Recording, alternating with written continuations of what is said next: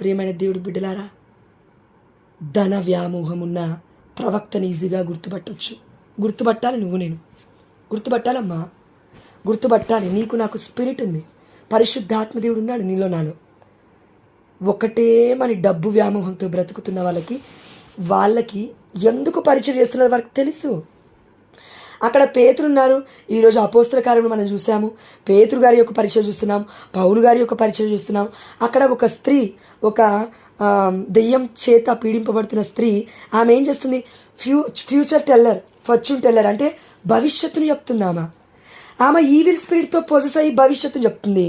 Pastor కూడా evil స్పిరిట్తో possess అయ్యి భవిష్యత్తు చెప్తాడు. కానీ ఒకవేళ ఆ పాస్టర్లో విధేయత ఉంటే అది ఈవిల్ స్పిరిట్ కాదు, హోలీ స్పిరిట్. విధేయత ఉంటే, ఏ విధేయత? దేవుడి తల్లి మరియ తల్లి, ఒక మాట విధేయత. దేవుణ్ణి కన్న తల్లి ఆ తల్లి. లూకాసు వార్త 1:43. మనమేమి సొంత మాటలకి విధేయత సారీలో చూపించమని చెప్పట్లేగా, దేవుడి మాటకి విధేయత చూపిస్తున్నావా? అయిపోయి, you are the true Christian. If you are telling the word of God continuously without gap, రాష్ట్రాలు తిరుగు, దేశాలు తిరుగు, స్టేజ్ల మీద డప్పులు కొట్టు, డ్రమ్స్ కొట్టు, మ్యూజిక్లు ప్లే చేయి, డిస్కో డ్యాన్స్లు వేయి, నువ్వెన్ని చేయి. కాళ్ళతో తల్లి స్వస్థతలు చేయి, చేతులతో ముట్టి స్వస్థతలు చేయి, నువ్వెన్ని చేయి. Those all are the zero in front of our hero, especially in front of our Mother Mary. ఎందుకు? స్వస్థతలు పాస్టర్లు చేస్తున్నారు, స్వస్థతలు ప్రవక్తలు చేస్తున్నారు, స్వస్థతలు ఒకనాడు పేతురు చేశారు, స్వస్థతలు ఇప్పటికీ కూడా పేతురు మధ్యస్థ ప్రార్థన చేస్తుంది. ఇప్పటికీ కూడా అనేకుల పునీతుల మధ్యస్థ ప్రార్థనలు స్వస్థత చేయగలుగుతుంటే దేవుడు చేసేది, అవునా? కానీ వారి మధ్యస్థ ప్రార్థన చేస్తుందని నమ్ముతున్నాం కదా. అంటే దే ఆర్ హోలీ, వాళ్ళు పవిత్రంగా జీవించారు కాబట్టి వాళ్ళు ప్రార్థన చేస్తే దేవుడు వింటున్నాడు, మనకి అద్భుతాలు చేస్తున్నాడు.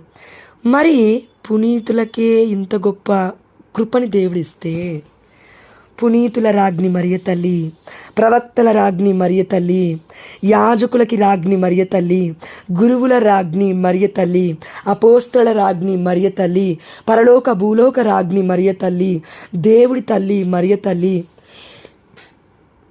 ఎన్నో పేర్లున్నాయి అమ్మ మరియ తల్లికి. మరియ తల్లి దగ్గరకు వచ్చి అడిగితే స్వస్థత అవ్వదా? అవుతుంది. సింపుల్. అమ్మ ఎక్కడ చెప్పింది నేను స్వస్థత చేస్తారండి అని? ఆయన చెప్పినట్లు చేయండి అయ్యా అని మనల్ని తీసుకువెళ్ళి యేసయ్య చెంతకు చేరుస్తూ అప్పుడప్పుడు పాపంలో పడుతుంటాం. మనలో పరిశుద్ధత లేదు కాబట్టి ఆ తల్లి పరిశుద్ధత ద్వారా మనల్ని పిలుస్తుంది, అట్రాక్ట్ చేస్తుంది. అట్లా అమ్మ అట్రాక్ట్ చేస్తలే.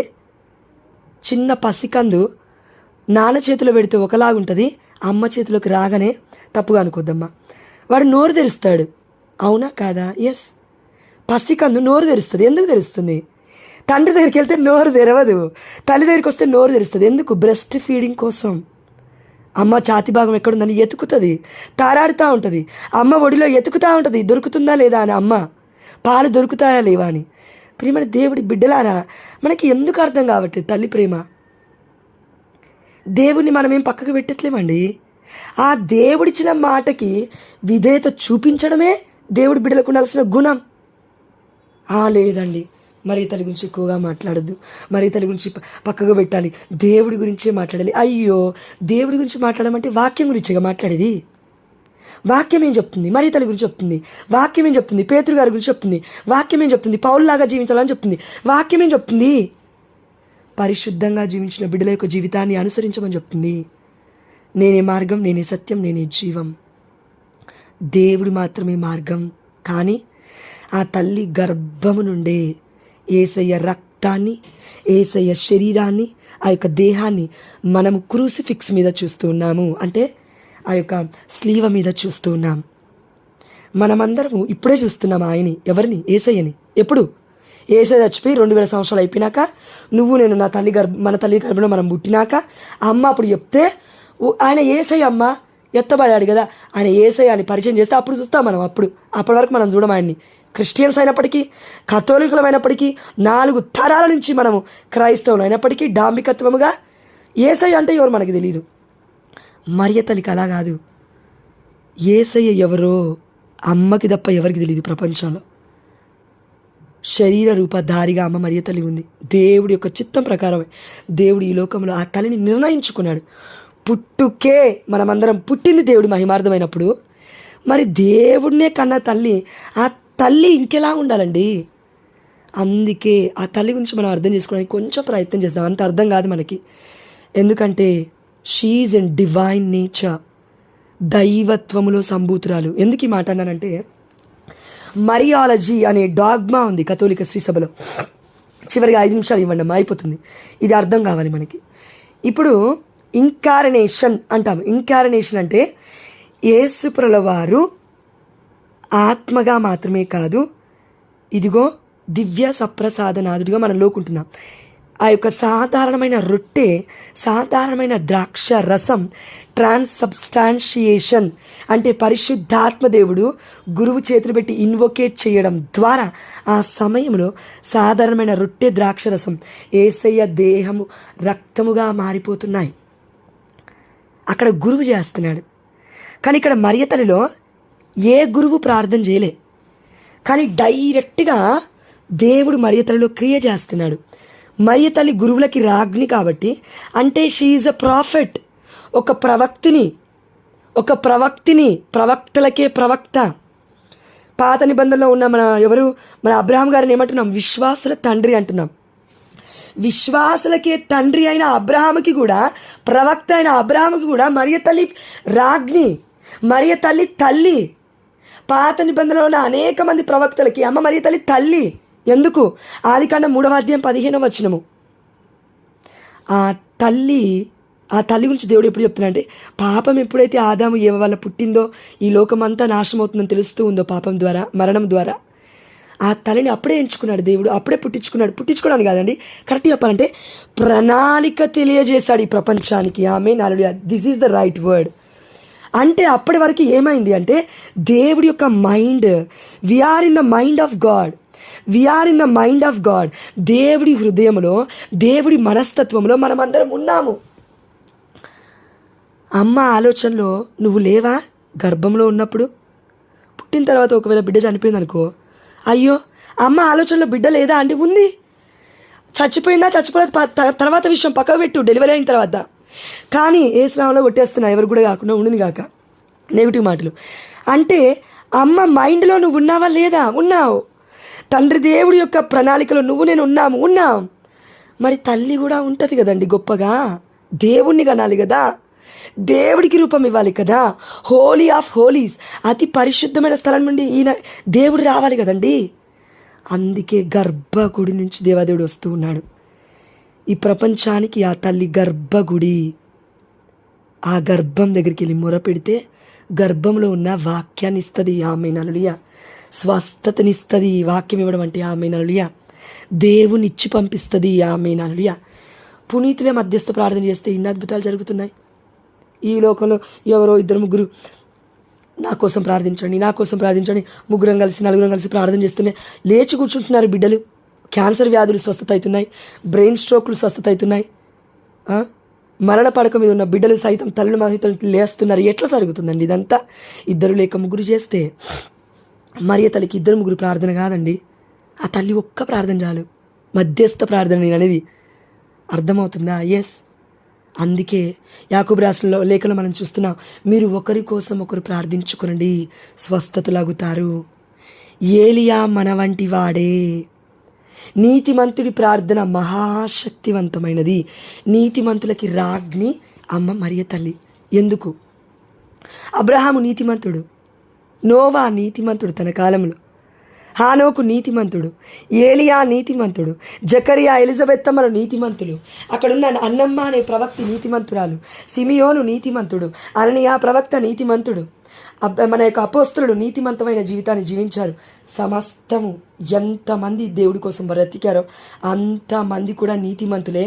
అంత మాత్రమే కాదు, దేవుడి రక్తము చిందించడం ద్వారా, మన పాపానికి క్రయధనముగా దేవుడు అర్పించడం ద్వారా మనమందరము నీతిమంతులం చేయబడ్డామని దేవుడి వాక్యం సెలవిస్తుంది. ఆమేన్ హల్లెలూయా. మనమే నీతిమంతులమైతే మరి తల్లి ఏమవ్వాలి? నీతిమంతుల రాజ్ఞి. ప్రియమైన దేవుడు బిడ్డలారా, దేవుడి గురించి అర్థం కాని మనకి దేవుడి ఆత్మ చెప్తే కానీ తన తల్లి యొక్క గొప్పతనం అర్థం కాదు. పరిశుద్ధతలో ఉన్న వాళ్ళకి ఎంతో కొంతైనా అర్థమవుతుంది, కంప్లీట్గా కాదు, ఇంకా కొంచెం కొంచెం కొంచెం డిఫరెన్స్ చెప్పనా. ఈరోజు సాక్ష్యం చెప్తా అని చెప్పాను కదా. ఎస్, దేవుడికి మహిమ చెల్లిస్తే ఈ వాక్యాన్ని బట్టి. చివరిగా ప్రియమైన దేవుడి బిడ్డలారా, ఈ పాట మూవీ సాంగ్ పాడుతున్నప్పుడు ఏదో ఒక ఫీల్ అనిపించింది కానీ నాకేం స్వస్థత అవ్వలేదు. కానీ ఒక 2-3 పాటలు రాస్తున్నప్పుడు నాకు స్వస్థత అయ్యింది. ఆమె నాలుగా గుండెలో ఒక భారము, గుండెలో ఒక వేదన, ఏదో ఒక నిట్టూరు పండి 4 గంటల నుంచి 1 గంట సేపు ఈ పాటలు రాస్తున్నప్పుడు నాకు ఏం జరిగిందో అర్థం కాలే. కానీ పరిశుద్ధాత్ముడు గొప్పగా అలా దిగొచ్చేసాడు. ఆనందం వేసింది, సమాధానం వచ్చింది, శాంతి వచ్చింది హృదయంలోకి. సినిమా పాట పాడినప్పుడు, అమ్మ పాట అయినప్పటికీ సినిమా పాట పాడినప్పుడు నాకు రాలేదు. కానీ మరియ తల్లి పాట పాడుతున్నప్పుడు వచ్చింది. అమ్మ అనే పదం అద్భుతం, ఆనందం, ఆప్యాయత. ఆది నుండి అంతము వరకు తల్లి ప్రయాస మన కోసం పడుతూనే ఉంటుంది. చచ్చిపోతానని తెలిసినప్పటికీ ఆ తల్లి పసికందుకి పాలిస్తూనే ఉంటుంది. ఆ బిడ్డ ఒకవేళ చనిపోతున్నాడని తెలిస్తే భయపడుతుంది. అమ్మను ఏమంటారు తెలుసా అండి కొంతమంది తల్లులు, నేను అంటుంటే విన్నాను, మా అమ్మ కూడా అంటది, నా కళ్ళ ముందు నేను నా బిడ్డల కళ్ళ ముందు చచ్చిపోవాలి కానీ నా కళ్ళ ముందు నా బిడ్డలు ముందుగా పోకూడదు. అది గర్భకోత అంట, ఏదో అంటుంటే నేను విన్నా. కడుపు కోత అంట. మనకు ఆకలైతే కడుపులో అమ్మకి పేగులు తిరుగుతుంటాయంట, అమ్మ పేగులన్నీ తరుక్కుపోతూ ఉంటాయంట. అంటే నేను అప్పుడప్పుడు మా అమ్మకి ఫోన్ చేసి నేను అంటూ ఉంటాను మా అమ్మతో, అమ్మ ఈరోజు ఓకేనా అంటే 2-3 రోజులు గ్యాప్ వచ్చినప్పుడు ఎమ్మటే ఫోన్ చేసి అడుగుతాను. పొద్దున 6 గంటలకు ఫోన్ చేసినప్పుడు నేను అడుగుతాను, ఏంటి బిడ్డ ఇంత పొద్దున ఫోన్ చేసావంటదా మా అమ్మ. అమ్మ దేవుడు ఎందుకు గుర్తు చేస్తున్నాడు, బాగానే ఉన్నావా అంటే, లేదు బిడ్డ ఇట్లా అయిందని చెప్తుంది. అంటే పరిశుద్ధ ఆత్మదేవుడు మనలో ఉంటే కడుపు కోత మనకు అర్థమవుతుంది. పిల్లల్ని కనపోయినా ప్రసవ వేదన అర్థమవుతుంది. జన్మనివ్వకపోయినా అనేకులకి ఆధ్యాత్మికంగా జన్మనిస్తున్నాడు దేవాదేవుడు. ఆమె నడియా. అందుకే మోషే గురించి ఒక వాక్యం ఉంది. మోషే అంటున్నాడు, నేనేమన్నా ఈ ప్రజల్ని అన్నానా, ఎందుకు నాకు ఈ బాధ, నాకేంటి ఈ ప్రసవ వేదన, ఎందుకు నాకు అదంతా అంటాడు. కానీ యేసయ్య దేవుడు ఏమంటూ ఉన్నాడు, మోషే ఇంకో 10 ఇదిగో 70 మందిని తీసుకురా, నీ ఆత్మని వాళ్ళకి ఇస్తాను. ఆమె నడియా. దేవుడు వాక్యం వండర్ఫుల్. చివరిగా అమ్మ ఒక్క మాట, ఇది చెప్పకపోతే అర్థం ఉండదు. దేవుడు ప్రాణం, యేసయ్య ఆత్మ, యేసయ్య జీవమై ఉన్నాడు. ఆది నుండి అంతము వరకు ఆయన ఉన్నాడు. దేవుడు దేవుడు ఎవ్వరైనా సరే, నేను చెప్తున్నాను పరిశుద్ధాత్మ ప్రేరణ ద్వారా, నువ్వు వద్దన్నా చెయ్యన్నా, ఎవ్వరు ఎంత పెద్ద ప్రవక్త అయినా, ఎంత పెద్ద ప్రీస్ట్ అయినా, ఎంత పెద్ద పాస్టర్ అయినా, ప్రీస్టులు చెప్పరు, ఎందుకంటే కథోలిక శ్రీసభలో చెప్తుందే, వాళ్ళు చెప్పిందే కదా నేను విన్నది. ఏ పాస్టర్ అయినా దేవుడు అని సంబోధించకుండా యేసయ్య గురించి చెప్తున్నాడంటే he is a false prophet. I'm not telling. దేవుడు అని సంబోధించకుండా యేసయ్య గురించి మాట్లాడుతున్నాడంటే అతను కపట ప్రవక్త, కపట బోధకుడు, దేవుడి జ్ఞానంతో మాట్లాడట్లేడు, అజ్ఞానంలో ఉన్నాడు. నేను చెప్పట్లేను. యాకోబు రాసిన లేఖ చదవండి, పేతురు రాసిన లేఖలు చదవండి, అందులో క్లియర్గా ఉంటుంది చాలా వచనాలు. ఎవడైతే యేసే ప్రభు అని ఒప్పుకోజాలడో వాడు కపట ఆత్మ కలిగిన వాడు, సాతాను ఆత్మతో ఉన్నవాడు అని దేవాతి యొక్క దేవుడి యొక్క వాక్యం సెలవిస్తుంది. హెజ్కేలు గ్రంథం 37వ అధ్యాయం. వీలైన వాళ్ళందరూ చదవండి అమ్మ నైట్ పడుకునేసరికి. నిజం చెప్తున్నాను. హెజ్కేలు గ్రంథము 37వ అధ్యాయం. ఇదిగో హెజ్కేలు తీసుకొచ్చాడు దేవుడు కొండ దగ్గర, ఆ యొక్క లోయలో పెడుతూ ఉన్నాడు. ఇదిగో హెజ్కేలు ఈ బోన్స్ని చూడొకసారి, ఈ ఎముకలను చూడొకసారి, ఈ ఎముకలకి ప్రాణం వస్తుందా? చచ్చిపోయిన సైన్యం గురించి దేవదేవుడు మాట్లాడుతున్నాడు. ఎముకలు మాత్రమే ఉన్నాయి అక్కడ, ఏ నిరీక్షణ లేదు, బ్రతుకు లేదు, వాటిలో జీవము లేదు, వాటిలో హోప్ లేదు, వాటిలో ప్రేమ లేదు, వాటిలో ఏమీ లేవు, ఎమోషన్సే లేవు, ఎముకలు కులిపోతున్నాయి అక్కడ. ఆ యొక్క ఎముకలకి నువ్వు ఇదిగో బ్రతుకుతాయా అని హెజ్కేలు ప్రవక్తని అడుగుతుంటే ప్రవక్త అన్నాడు, ప్రభువా నీకే తెలియనయ్యా. గుర్తుపట్టు వాక్యం ఏం చెప్తున్నాడు దేవుడు, నీకే తెలియనయా, నీ భర్త నా భర్త ఎందుకు బ్రతకట్లేడు దేవుడు, దేవుడికే తెలియను, దేవుడికే తెలియాలి. అది దేవుడిని అడగాలి. మనం ఏం చేయలేము, మన ప్రార్థన బ్రతికించలేదాలని, దేవుడి వైపు తీసుకెళ్ళాలి వాళ్ళని. దేవుడికి ఇడిచిపెట్టాలి, దేవుడి చిత్తానికి సరెండర్ చేయాలి, దేవుడి చిత్తానికి సమర్పించాలి. 5వ వచనం, ప్రభు అయిన నేను నీతో ఇట్లు చెప్పుచున్నాను, నేను మీలోకి ఊపిరిని పంపుదును. అయితే దేవుడు ఎందుకు ఇట్లా మాట్లాడుతున్నాడు? డైరెక్ట్గా దిగొచ్చి, ఇదిగో ఏజ్కేలు నువ్వు వెళ్ళిపో, నేను వీటన్నిటికీ ప్రాణం పోస్తాను, నువ్వు వెళ్ళిపో అనొచ్చుగా. ఏజ్కేలు ప్రవక్తను ఉపయోగించుకున్నాడు. దేవుడికి నోరు కావాలి. Word of God, word of God, దేవుడి నుంచి వచ్చిన వాక్యము దేవుడి బిడ్డల నోటి ద్వారా రావాలి. అది ప్రవచనమైనా, ప్రాఫసీ అయినా, ఇంకేదైనా. ఎందుకంటే మనం మనుషులం కదా, మనకి వినబడదు కదా దేవుడి స్వరం అన్ని వేళలా. అవిధేయతలో ఉంటాము కదా, గుడ్డితనంలో ఉంటాం కదా. అందుకని దేవుడు ఏం చేస్తాడంటే మనుషుని ఉపయోగించుకోమని చెప్తున్నాడు. అయితే ఇప్పుడు ఎండిన ఎముకలకి ప్రాణం వస్తుందా? వినాలమ్మా, ఇది చాలా ముఖ్యం. ఆయన అంటున్నాడు, నీకే తెలియను ప్రభువా. ఇప్పుడు ఇది చూడండి, హైలైట్ వర్డ్ అండి. 5వ వచనం, ప్రభువుడనైన నేను వీనితో ఇట్లు చెప్పుచున్నాను, నేను మీలోనికి ఊపిరిని పంపుదును. ఇందాల వరకు బాగానే ఉందండి గొంతు, ప్రభువా కంట్రోల్ తీసుకుని ఆయన. Thank you lord. నేను మీలోనికి ఊపిరిని పంపుదును, మీరు మరలా జీవింతురు. ఆమేన్, హల్లెలూయా. బ్రత్ అంటే లైఫ్, అంటే వాయువు, ప్రాణవాయువు అని అర్థం. ఇక్కడ ఏజ్కేలు గ్రంథంలో చూస్తున్నాం మనం ఇది. అదేవిధంగా ఆదికాండంలో 2వ అధ్యాయం 7వ వచనంలో కూడా మనం చూసాం. మానవుణ్ణి మట్టితో చేసిన దేవుడు అలా విడిచిపెట్టలేదు. ఇప్పుడు తనలోకి ఊపిరిని ఊదుతున్నాడు. హీఈస్ ఎ బ్రత్ అంటే జీవం ఉన్నాడు. ఎవరు జీవం? యేసయ్య ఉన్నాడు అక్కడ. మనిషిని చేసినప్పుడు, పుట్టించినప్పుడు యేసయ్య ఉన్నాడు అక్కడ. ప్రపంచంలో పుడుతున్న పిల్లలందరూ ఎట్లా పుడుతున్నారు? జీవము అనే యేసయ్య పుడుతున్నాడు మన గర్భంలో. జీవం అనే యేసయ్య ఉన్నాడు ప్రతి బిడ్డలో. జీవము యేసయ్యే. He is the life. ప్రతి బిడ్డలో దేవుడు ఉన్నాడు, యేసయ్య ఉన్నాడు. అన్యుల్లో కూడా దేవుడు ఉన్నాడు. ప్రియమైన దేవుడు బిడ్డలు, అందుకే దేవుడు ఒక మాట అన్నాడు, అన్యులైనా నా బిడ్డలే, వాళ్ళలో కూడా నా ఆత్మ ఉంది. ఇదిగో అన్యులైనా మీరు కూడా నా యొక్క శరీరంలోని భాగస్తులే. ఒక్కసారి ఇది చూడండి అమ్మా. శరీరం ఈజ్ ఈక్వల్ టు శరీరం. మన దేహం ఉందా? మన దేహం అంటే ఏంటి అసలు? ఎముకలు, అవయవాలు, కండరాలు. ఎముకలు, అవయవాలు, కండరాలు. ఇది చదివితే, ఇది అర్థమైతేనే మనకి ఏజ్కేలు 37 అర్థమవుతుంది. ఎముకలు, అవయవాలు, కండరాలు, ఇది ఉండగానే ఒక శరీరం అవుతుందమ్మా, అంతే. It's a dead body still. కండరాలున్నా, అవయవాలున్నా, ఎముకలున్నా, అలా చచ్చిపోయిన శవం కూడా ఉంటుంది. కానీ రక్తము ఈజ్ ఈక్వల్ టు వీటన్నిటిని, ఈ అవయవాలను, ఈ కండరాలను, ఈ ఎముకలను అన్నిటినీ కలుపుతూ ఆ యొక్క రసాయనం అనేది ప్రవహిస్తూ ఉంటుంది. ఫ్లూయిడ్, రక్తం అనేది ప్రవహించాలి ప్రతి ఆర్గానికి, ప్రతి కండరానికి, ప్రతి నరానికి, ప్రతి అవయవానికి, ప్రతి ఎముకకి కూడా మధ్యలో రక్తం వెళ్ళాలి. ఆ రక్తం ఏంటి? దేవుడి ప్రాణం. నా శరీరమును భుజించి నా రక్తమును పాను చేయువాడు జీవవంతుడవుతాడు చనిపోయినప్పటికీ. Amen. This is the life in Christ. దివ్య సప్రసాదనాథుడు లేకపోతే we can not enter into heaven. క్లియర్గా వినాలి. రక్తములో రక్షణ, రక్తములో రక్షణ, రక్తములో రక్షణ కాదు. అయిపోయింది ట్రెండ్. 2వ కేటగిరీకి రా. Jesus Christ holy eucharistic is the life, is the centre of our lifes. అంటే ఏంటి? దివ్య సప్రసాదనాథునిలో కొనే వారిలో జీవం ఉంటుంది. ఒకవేళ లేకపోతే ఎవరి జీవం ఉంటుందంటే ఆదాము ఏవ చేసిన పాపపు క్రియలు ఉంటాయి.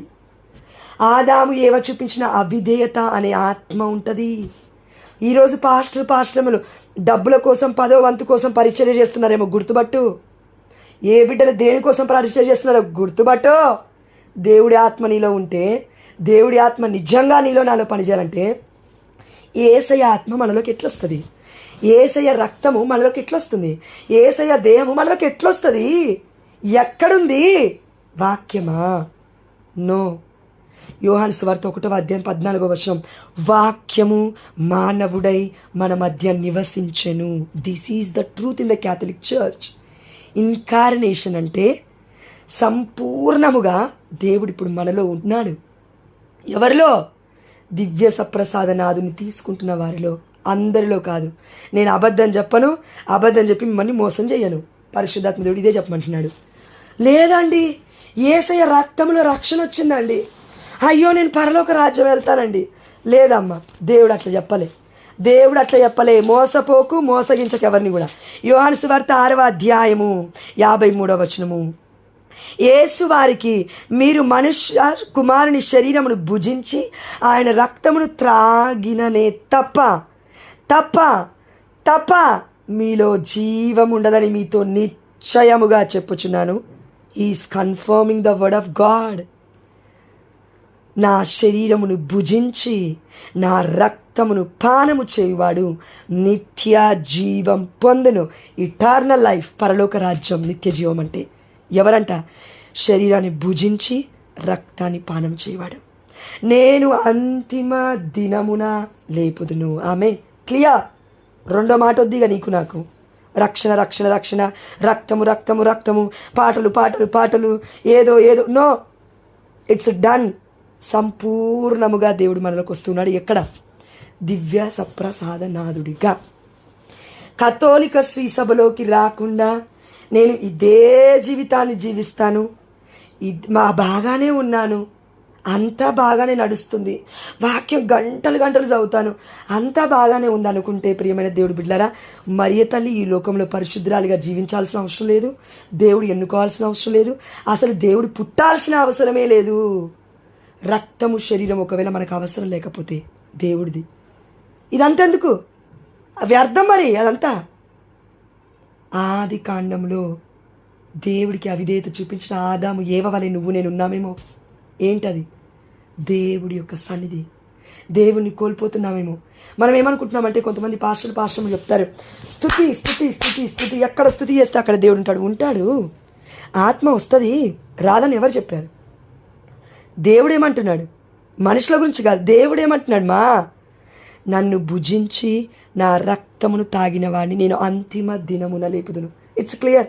మూడో మాటకే వెలకిగా ఇక్కడే స్టిక్ అయ్యిండు. కథోలిక శ్రీసభలోకి వస్తే మాత్రమే ఇది సాధ్యం. నేను మా ఇంటికి రమ్మంటలే, నిన్ను మీ ఇంటికి పొమ్మంటలే. నేను సత్యమైన దేవుడిలో మనం ఉండాలి. ప్రీస్ట్లో ఉండమని నేను చెప్పట్లేను, పాస్టర్లో ఉండమని నేను చెప్పట్లేను, ప్రవక్తలో నేను ఉండమని చెప్పట్లేను, ఇంకో వ్యక్తిలో నేను ఉండమని చెప్పట్లేను. క్రీస్తులో ఉందామంటున్నా. Holy eucharistic Lord is the centre of our lifes. దివ్య సప్రసాదనాథుడు ఇంకార్నేషన్. మానవుడు మన మధ్యలో నివసించను. ఆ మానవుడు దేవుడు మన మధ్యలో ఎందుకు నివసించాలంటే ఆయన దేహాన్ని రక్తాన్ని ఇవ్వడానికి. మనం మోసగించుకోవద్దు. ఆత్మకే రక్షణ ఉందండి, దేహము వ్యర్థమండి. నో, అబద్ధం. అది కూడా ఆత్మకి రక్షణ ఉంది, దేహానికి కూడా ఔన్నత్యం ఉంది. హానోకు దేవుడితో సహవాసం చేసి జీవించను కనుక పరలోకానికి కొనుక్కోబడ్డారు. ఇది నేను చెప్పట్లేదు, పరిశుద్ధమైన గ్రంథం చెప్తుంది. అంటే హానోకుని ఎవరు తీసుకెళ్లారు పరలోక రాజ్యానికి? యేసయ్య తీసుకెళ్ళాడు. ఎందుకు? ఆది కాండంలో ఆదాము ఏవ వల్ల అవిధేయత ద్వారా ఆ యొక్క ఏదైనా తోట నుంచి, అంటే పరలోక రాజ్యం నుంచి దేవుడు గెంటేశాడు. కానీ మరియ తల్లి రెండవ ఏవా, యేసుప్రభుల వారు రెండవ ఆదాము రక్త శరీరాలు పంచి ఇచ్చారు కదా ప్రపంచానికి. ఈ రక్తము, ఈ రక్షణ ద్వారా పరలోక రాజ్యము తెరవబడి, ద్వారాలు తెరవబడి, ప్రవక్తలైనా ఇంకెవ్వరైనా కూడా పరలోక రాజ్యానికి, ఏలియాని కూడా దేవుడు యేసుప్రభుల వారు తీసుకెళ్లారు. ఇది సత్యం. అట్లెట్లా అండి? యేసుప్రభుల వారు చిందించింది రక్తం కొత్త నిబంధనలో, పాత నిబంధనలో చిందించలేదంటే మనం ఒక్కసారి ఆలోచిద్దాం. మన జ్ఞానం సరిపోదు ఇక్కడ. ఎందుకు అంటే యేసుప్రభుల వారు ఒకటే అన్నారు, నేను ఆదిని అంతమునై ఉన్నానన్నాడు. అంత మాత్రమే కాదు, నేను నిన్న నేడు రేపు ఒకే రీతిగా ఉన్నానన్నాడు. దేవుడిలో కాలాలు, సమయాలు ఇవన్నీ మనకు తెలియదు ఎలా ఉంటాయో. నిన్న, నేడ, రేపా ఏంటి తెలియదు. మనకి మాత్రమే, ఈ లోకంలో జీవిస్తున్న వారికి మాత్రమే present, past, future. But God is all. ఆయన ఏంటి? వర్తమానమై ఉన్నాడు, భవిష్యత్ అయి ఉన్నాడు, భూతకాలములో ఉన్నాడు, అన్నీ ఉన్నాడు యేసయ్య. అన్నీ దేవుడి యొక్క ఆధీనంలో ఉన్నాయి. ఆయన ఎట్లా చెప్తే అట్లా నడవాలి ప్రపంచం. ప్రియమైన దేవుడు బిడ్డలారా, దేవుడు తన ప్రవక్తలను ఎన్నుకోవడం ద్వారా, ఉపయోగించుకోవడం ద్వారా ఒక్కొక్కటి రివీల్ చేస్తూ మనల్ని ముందుకు తీసుకెళ్తున్నాడు. ఒకవేళ దేవుడు ముందే ఉన్నాడు అని ఇవన్నీ మనం ధ్యానించకుండా ప్రయత్నం చేసామనుకో, అర్థం చేసుకోవడానికి కష్టమవుతుంది. అర్థం కూడా కాదు. కానీ కొంచెమన్నా అర్థమైందంటే we are in the right track, we are in the right track. Remember that. సత్యములో నడుస్తున్నాం. సత్యం మనల్ని స్వతంత్రుల్ని చేస్తుంది. ప్రియమైన దేవుడు బిడ్డలారా, గుర్తుపట్టాలి. డబ్బుల కోసం పరిచయం చేస్తున్నావా? లేదే. గ్రూప్లోకి నేను ఎవరైనా డబ్బులు ఇచ్చి జాయిన్ చేశారా? లేదే. నువ్వు ఒక వర్గానికి వెళ్ళాలంటే డబ్బులు కడతావా? టబ్బులో మునుగుతావా? క్రమశిక్షణ నేర్పిస్తున్నారా? ఏం నేర్పిస్తున్నారు అక్కడ?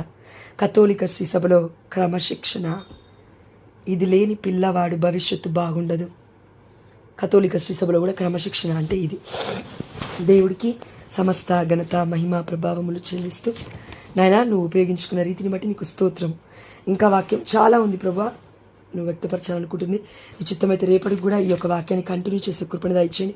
నా గొంతును కూడా నా తండ్రి నువ్వు ముట్టి తాకి స్వస్థపరిచినా నేను విశ్వసిస్తూ, ఆమరుని మోసిన అమ్మవు నీవమ్మా, అమృతవర్షిణి అనుగ్రహదర్శిని మా ప్రియ మరియమ్మ. అమరుని మోసిన అమ్మవు నీవమ్మా, అమృతవర్షిణి అనుగ్రహదర్శిని మా ప్రియ మరియమ్మ. ఏదేను ఏవమ్మా ఏ మరపాటులో, లిజన్, సృష్టి కార్యమును భగ్నము చేసెను. నూతన ఏవమ్మా నిర్మల పోరులో, సృష్టి ధర్మముపై లగ్నము చేసెను. ప్రభు మాటను నెరవేర్చిన పరిపూర్ణ నారీవమ్మా, ప్రభు కోటను నిర్మించిన పరిశుద్ధ జననీవమ్మా, పరిశుద్ధ జననీవమ్మా. ఎవరికో ఎడమ బొటన వేలు స్వస్థత అయింది, ఎవరికో కుడి మోకాలు స్వస్థత ఇచ్చాడు. ఎడమ మోకాలు నొప్పి ఉంది, దేవాదేవుడు స్వస్థతనిచ్చాడు. ఎవరికో తల భాగం దగ్గర ఎడమ వైపు నొప్పి లేస్తుంది, దేవాదేవుడు స్వస్థనిచ్చినాడు. దేవుడికే సమస్త ఘనత మహిమ ప్రభావములు చెల్లిస్తూ ఈ వాక్యం ద్వారా దేవానికి మహిమ కలుగునుగాక. నా తల్లి మరియ తల్లికి గౌరవం కలుగునుగాక. నేను నిన్ను హెచ్చించి వారిని హెచ్చిస్తా అన్నావు ప్రభా, నిన్ను గణపరచు వారిని గణపరుస్తా అన్నావు ప్రభా. అయా నీకు విధేయత చూపించిన వారికి నా తండ్రి నువ్వును విధేయత చూపిస్తావు. మోషేకి విధేయత చూపించావు ప్రభా.